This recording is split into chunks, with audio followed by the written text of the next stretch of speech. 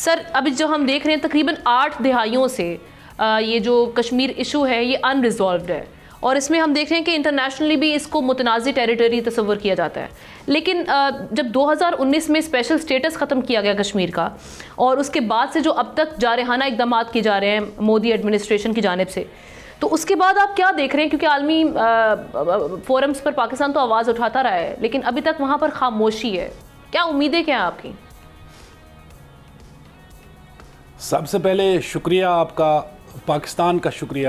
آج ایک مرتبہ پھر جب ہمارے ساتھ اظہار یکجہتی کیا جاتا ہے تو سرحد پار ان بہن بھائیوں کو حوصلہ ملتا ہے.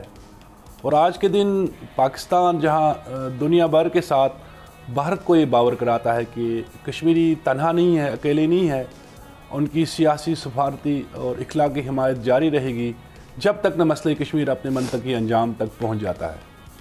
تو وہیں میں سمجھتا ہوں کہ یہ بین الاقوامی برادری کا فیلئر ہے، خاص کر یونائٹڈ نیشنز کا، جو ہمارے حق خود ارادیت کا ضامن ہے. بدقسمتی سے ہندوستان نے وہ وعدے، وہ جو اگریمنٹس تھے ان کو پامال کیا، ان کی پاسداری نہیں کی. یہ بھی میں سمجھتا ہوں کہ یہ اقوام متحدہ کے لیے کوسچن مارک ہے.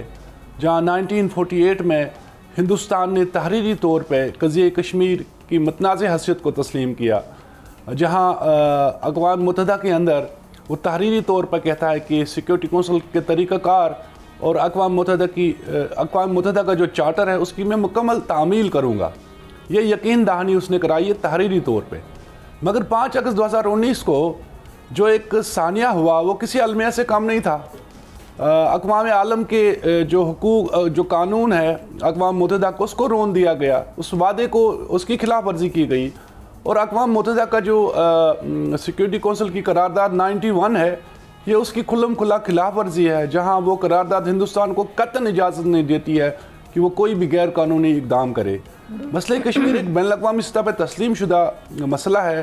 یہ ہندوستان کا کوئی انٹرنل معاملہ نہیں ہے، یہ کوئی بائیلیٹرل ایشو بھی نہیں ہے. اس کی اصلی پرائمری پارٹی کشمیری ہے.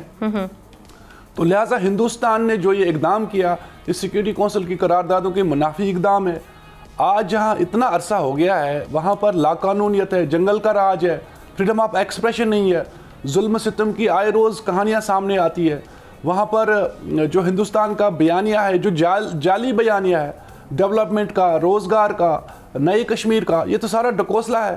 لوگوں کو روزگار سے دور کیا جا رہا ہے، ان کا روزگار چھینا جاتا ہے. وہاں پر ڈیولپمنٹ کے نام پہ سڑکیں تو بنائی جاتی ہے، مگر وہ بارڈر ایریاز میں جہاں وہ پاکستان اور چائنا کے خلاف اپنے ڈیفنس کو مضبوط کر رہا ہے. کشمیریوں کو تو کوئی فائدہ نہیں ہے. یہ دنیا کو مسلیڈ کیا جاتا ہے. تو ہم آج کے دن ہم سمجھتے ہیں کہ جہاں عالمی ضمیر کو جھنجھوڑا جاتا ہے، تو وہیں پاکستان کی کشمیر کے حوالے سے جو ہے میں سمجھتا ہوں کہ کاوشیں قابل تحسین ہے. تاہم ہمیں آگے مزید بڑھنا ہوگا. ہم نے اس کے جو اس کا جعلی بیانیہ ہے اس کا کاؤنٹر کرنا ہوگا.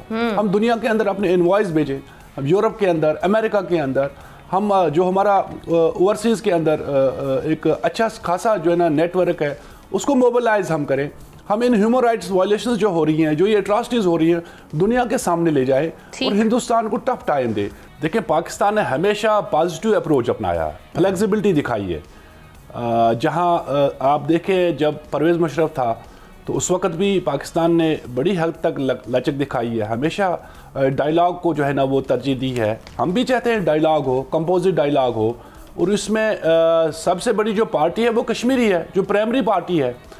بائیلیٹرل ایشو سے یہ مسئلہ کبھی حل نہیں ہوا. سبسکرائب کریں اور بیل دبائیں تاکہ کوئی خبر رہ نہ جائے.